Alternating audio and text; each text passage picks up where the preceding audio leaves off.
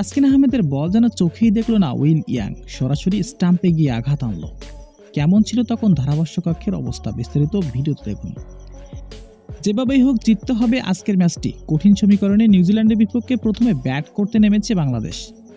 Bat করতে নেমে একে একে সবাই ব্যর্থ, তবে নাজমুল হোসেন শান্ত প্রথম থেকে অ্যাগ্রেসিভ মোমেন্টে দারুণভাবে স্কোরটা লম্বা করে দিয়েছেন।